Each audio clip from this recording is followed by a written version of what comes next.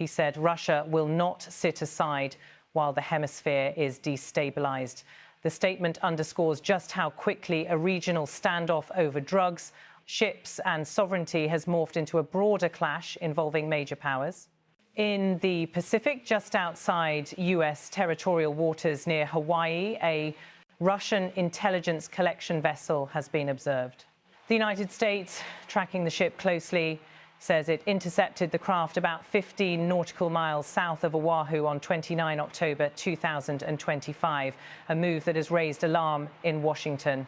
In response, Russian President Vladimir Putin appears to be sending a clear signal: this is not just about Venezuela. On the Caribbean front, President Nicolas Maduro of Venezuela has ordered a sweeping mobilization of his armed forces after the U.S. sent the aircraft carrier USS Gerald R. Ford into the region.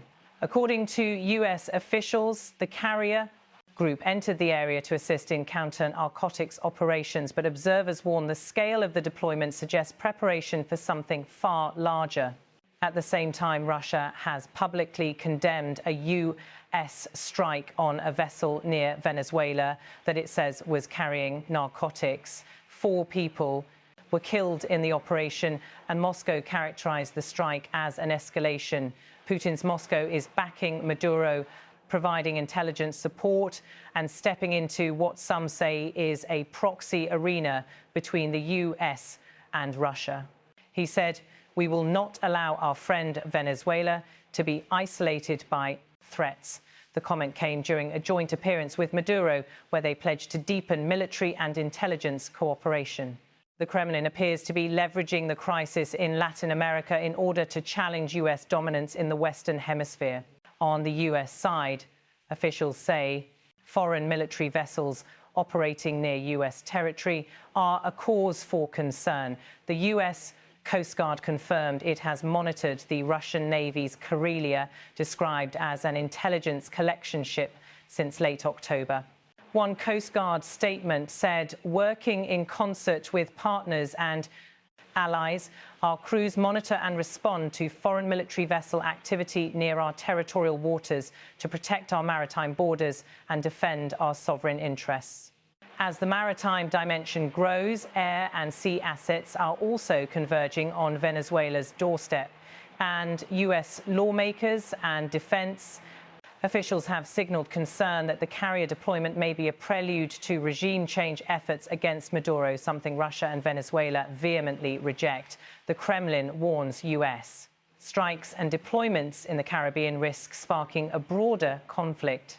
He said any attack on mobilises, Venezuela will meet an appropriate response. That declaration by Maduro raised the risk level still further. Meanwhile, Russia stepped up the rhetoric. Its foreign ministry condemned Washington's actions, arguing that U.S. drug interdiction operations near Venezuela were being used as cover for pressure on Maduro's government. In Caracas, Maduro addressed a mass pro-government rally and said, "No more forever wars, no more unjust wars, no more Libya, no more Afghanistan. Long live peace." In making the plea, he cast the U.S. military build-up as part of a pattern of interventions in the global south and urged President Trump's administration to stand down rather than escalate. Russia has long cultivated ties with Venezuela, arms deliveries, economic cooperation and political alignment. But analysts say the stakes are higher now. Moscow fears that if Maduro falls or is weakened, Russia will lose a key foothold in Latin America. The U.S., for its part, insists the carrier strike group is deployed to combat narcotics trafficking and disrupt transnational criminal organizations in the region. Pentagon officials say the operations will enhance and augment existing capabilities to disrupt narcotics trafficking and degrade and dismantle transnational criminal organizations. Yet the convergence of Russian warships near U.S. maritime approaches, Venezuelan mobilization in the Caribbean, and the U.S. Navy's presence makes clear this is no longer a limited counter-narcotics campaign. It has become a geopolitical test. Can the hemisphere remain U.S.-centered, or will Russia tilt the balance? He said the time of hemispheric immunity for the United States is over. Putin's message to Washington is blunt. Russia will not accept a sphere of influence that excludes its role. Analysts point out that the Russian deployment near Hawaii is significant. While foreign military vessels are legally allowed in international waters beyond 12 nautical miles from the coast, the proximity just 15 nautical miles south of Oahu raises strategic red flags. In parallel, Venezuela's full military alert, including mobilization of roughly 200,000 troops and deployment of all branches of the armed forces, makes clear that Caracas anticipates a possible showdown. For Russia, the calculus appears to be back Maduro, challenge the US, and diversify its global theatres of engagement. For the US, it is a test of its regional leadership and ability to deter adversarial presence near its shores. For Venezuela, it is survival, and the Kremlin is leveraging that. He said, "We are ready to defend our sovereignty, our airspace, our waters, our land, and we expect no less from our partners." Maduro's remarks paint the US carrier deployment as a threat to Venezuelan sovereignty rather than simply a counter-narcotics tool. In Washington, there is growing unease among lawmakers about the lack of congressional authorization for potential military action against Venezuela. Some Democratic leaders say the deployment must not become a backdoor war. Meanwhile, Moscow has made clear its concern that US operations could be used as a springboard for intervention across the region beyond drug trafficking missions. Meanwhile, US assets in the Pacific and Caribbean are on heightened alert, monitoring Russian warships and Venezuelan troop movements simultaneously.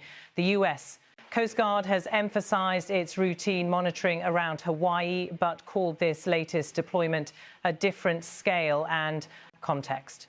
Behind the scenes, diplomatic efforts are also under strain. Colombia has suspended intelligence sharing with the US, citing concerns over US strikes in the region and fear of being drawn into a wider conflict.